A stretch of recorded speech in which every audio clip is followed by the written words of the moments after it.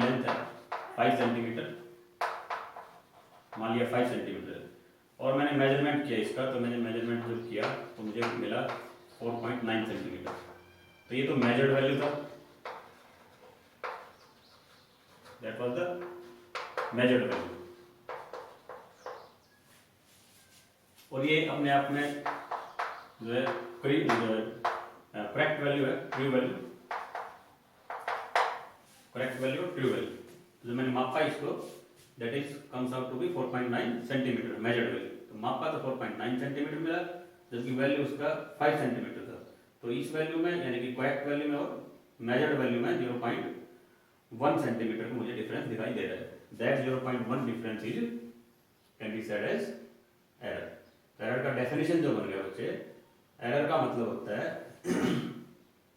The difference between the correct value, true value and the measured value. Correct value और measured value का जो अंतर है, difference है, that can be said as error. उसको हम एरर कह देते हैं। सो ये जो डिफरेंस है, दैट में बी पॉजिटिव, दैट में बी नेगेटिव, वो दोनों तरह का हो सकता है। हो सकता है कोई इसको, मैंने जब 5 सेंटीमीटर था तो जब मैंने मेजरमेंट किया तो हो सकता है मैंने 5.2 सेंटीमीटर मेजरमेंट कर लिया उसका, तब एरर माइनस का 0.2 सेंटीमीटर वहां पर हो जाएगा। इट मे बी पॉजिटिव और नेगेटिव। तो इस तरह का एरर है, मतलब the difference between the correct value and the measured value, that can be said as error. तो इसके डिफरेंट टाइप्स क्या क्या हैं, what are the types of errors. तो सबसे पहले अगर मैं बात करूं कुछ एक टाइप्स, क्या क्या एरर्स के टाइप्स हैं, that is first of all systematic error. तो सिस्टमैटिक एरर जो होता है, सिस्टमैटिक एरर्स के भी डिफरेंट पार्ट्स यहाँ पर हम सिस्टमैटिक एरर्स इन सब रीजन्स की वजह से डेवलप हो सकता है। जैसे first of all instrumental error. तो इंस्ट्रूमेंटल एरर मतलब इंस्ट्रूमेंट में किसी तरह का गड़बड़ है, कुछ खराबी है, जीरो डिफ्लेक्शन पे, पॉइंटर जीरो पे नहीं है, उसका एक तरह से सिस्टम जो है उसका इंस्ट्रूमेंट की सेटिंग है किसी तरह की, वो ठीक नहीं है, तो मतलब इंस्ट्रूमेंट की वजह से कोई एरर आ जा रही है जब हम ऑब्जर्वेशंस कर रहे हैं, that error can be said as the systematic error, that is the instrumental error. ठीक इसी तरह प्रोसीजर की वजह से, एक्सपेरिमेंटल टेक्निक्स, सिस्टमैटिक एरर्स के डिफरेंट टाइप्स जिसके मैं बात कर रहा हूँ। इंस्ट्रूमेंटल एरर जो इंस्ट्रूमेंट की वजह से, इंस्ट्रूमेंट में कोई खराबी है, उसका सेटिंग ठीक नहीं है, वो जीरो पॉइंट पर नहीं पहले से शो कर रहा है, उसकी वजह से जब मेजरमेंट किया तो कुछ एरर आ गया।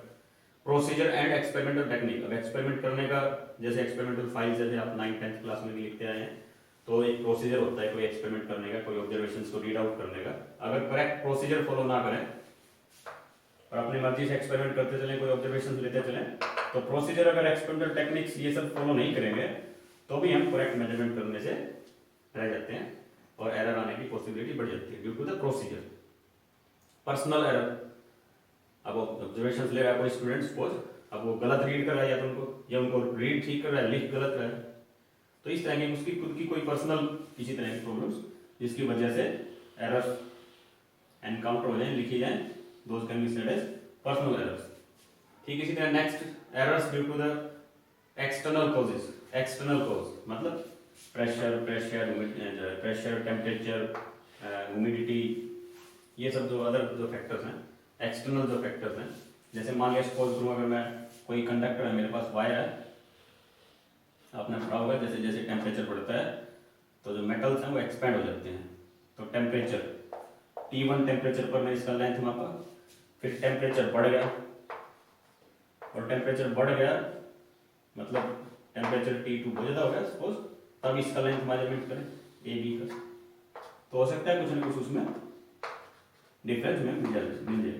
जैसे कि आपने छोटी छोटी क्लासेज में पढ़ते हैं, पटरियाँ जो है उनके बीच में, ट्रेन जो पटरियों पर चलता है तो उनके बीच में जो है डेफिनेट लेंथ डाल करके बीच में उसमें गैप छोड़ा जाता है, ताकि जब टेम्परेचर बढ़े तो पटरी के बीच में जो एक लेंथ डाला आयरन का, फिर दूसरा लेंथ डाला, तो बीच में जो गैप छोड़ दिया, टेम्परेचर बढ़ेगा तो वो गैप अपने आप में फिल हो जाता है, मतलब एक्सपेंड होते हैं मेटल्स। तो errors due to external causes, मतलब उसका आज कुछ टेम्परेचर 20 डिग्री सेल्सियस पे कुछ लेंथ था, जब 40 या 45 डिग्री सेल्सियस हो गया तो ए बी लेंथ थोड़ा सा फर्क आ गया वहां पे, लेकिन वो जो थोड़ा सा फर्क आया कम और ज्यादा का, that is the error, and that is the error due to external cause, इसको मैं कह सकता हूँ। ठीक इसी तरह से सिस्टमैटिक एरर का ही टाइप है, that is least count error. अगर मैं बात कर रहा था, सपोज इसी एग्जांपल की बात में कर रहा था, लीस्ट काउंट एरर मैंने मेजरमेंट करना 5 सेंटीमीटर ट्रू वैल्यू है, और जब मेजरमेंट किया तो इसका वैल्यू मुझे मिला 4.9 सेंटीमीटर इस लेंथ का। ए बी जो डिस्टेंस मेजरमेंट किया, तो यहाँ पर अगर मैं ध्यान लगाऊं तो लीस्ट काउंट यहाँ पर उस डिवाइस का जिस डिवाइस से मेजरमेंट किया गया that is most probably having 0.1 centimetre. 4.9 जिससे हमने मेजरमेंट किया, तो 0.1 सेंटीमीटर उसका लीस्ट काउंट होगा डिवाइस का जिससे मैंने इसको मेजरमेंट किया। लीस्ट काउंट मतलब कोई डिवाइस का वो सबसे कम वैल्यू जिसको मेजर कर सकता है। जैसे आप 15 सेंटीमीटर का ज्योमेट्री बॉक्स में स्केल रखते हैं तो उसका लीस्ट काउंट, क्योंकि 10 डिविजन्स में 1 2 3 4 5 6 7 8 9 10 डिविजन्स में 1 सेंटीमीटर होता है, तो 10 divisions equals to 1 centimetre. 1 division equals to 1/10, 1 division equals to 1/10 यानी कि 0.1 सेंटीमीटर। तो 0.1 सेंटीमीटर इस सेंटीमीटर स्केल का लीस्ट काउंट बन गया। ठीक है, ऐसे दूसरे भी डिवाइसेज हैं मेजरमेंट करने के, तो उनके भी लीस्ट काउंट सबके अलग अलग होते हैं। जितना लीस्ट काउंट कम होगा किसी डिवाइस का, उतना ही वो ज्यादा करेक्ट मेजरमेंट करेगा। मान लिया कोई डिस्टेंस मैंने 5 सेंटीमीटर को 4.9 सेंटीमीटर मापा, कोई दूसरा अगर मैं डिवाइस यूज करूं मेजरमेंट करने के लिए, सेंटीमीटर स्केल के बजाय कोई दूसरा डिवाइस यूज करूं डिस्टेंस मेजरमेंट करने के लिए, हम वर्नियर कैलिपर्स, स्क्रू गेज का भी हम डायमीटर वगैरह मेजरमेंट करने के लिए इसका डायमीटर मापना है तो स्क्रू गेज का यूज कर सकते हैं। मतलब वो भी अपने आप में रेडियस डायमीटर डिस्टेंस ही मापता है। मान लिया 5 सेंटीमीटर मैंने 4.9 सेंटीमीटर मापा था, कोई दूसरा मैंने डिवाइस यूज किया, मैंने माप लिया 4.92 सेंटीमीटर, तो 4.92 सेंटीमीटर ज्यादा करेक्ट है एज कम्पेयर 4.9 सेंटीमीटर के। तो वहां पर मतलब अपने आप में सिग्निफिकेंट फिगर्स भी वहां पर बढ़ गए, और एक तरह से ये कहें कि लीस्ट काउंट भी वहां पर 0. कुछ समथिंग अप टू 2 डेसिमल्स तक भी वो चला गया। मान लीजिए 0.1 सेंटीमीटर यहाँ पर लीस्ट काउंट था, कोई दूसरा डिवाइस जिसका लीस्ट काउंट 0.01 सेंटीमीटर है, 0.02 सेंटीमीटर है, मतलब 0.1 से भी कम है फॉर एग्जांपल, ये मैं बात बताना चाह रहा था just.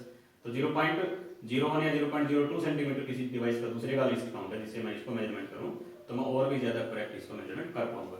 That is called the least count error.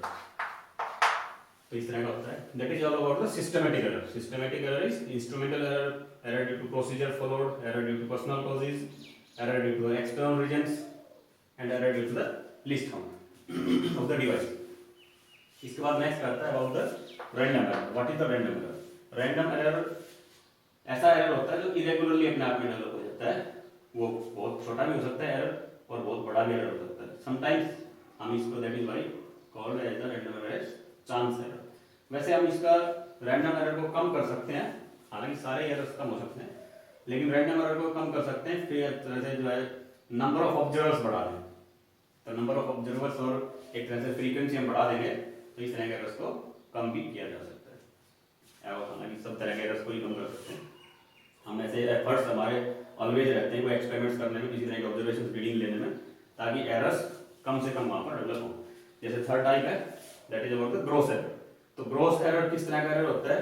उसके डिफरेंट रीजन्स हैं, इन रीजन से कोई एरर डेवलप हो रहा है, that error can be said as a gross error. जैसे मैंने फर्स्ट यहाँ पर लिखा इंस्ट्रूमेंट सेटिंग, मतलब इंस्ट्रूमेंट्स का प्रॉपर सेटिंग नहीं कर रखा, उसको प्रॉपर अरेंजमेंट नहीं कर रखा इंस्ट्रूमेंट का, तो उसकी वजह से अगर एरर डेवलप हो रहा है that error called as the instrument setting की वजह से जो एरर हो रहा है that is called as the gross error.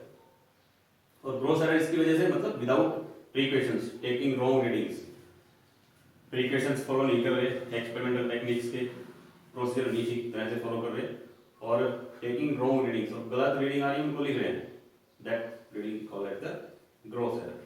Recording the observations incorrect, कर रहे हैं एक्सपेरिमेंट, चाहे ऑब्जर्वेशंस ठीक है लेकिन हम गलत लिख रहे हैं। ऑब्जर्वेशन आया 4.9 सेंटीमीटर, मैंने बोला 4.9 सेंटीमीटर, लिखने वाला लिख रहा है 4.8 सेंटीमीटर, तो ऑब्जर्वेशन तो ठीक भी आ रहे थे but recording the observations incorrect, गलत कर रहे हैं, उसको लिखने में गलती कर रहे हैं, wrong values in the calculations. अब गलत जो है वैल्यूज ऑब्जर्वेशंस आएंगे तो उनको अगर कैलकुलेशंस में फिर यूज कर लेंगे तो फिर से एक तरह से वो जो अपने आप में एरर्स है वो बढ़ जाएगा। And those type of errors जिनकी वजह से, इन कारण की वजह से जो एरर्स आ जाते हैं, those errors called as the gross errors. तो इस तरह से these are the different types of errors: systematic errors, random errors and gross errors.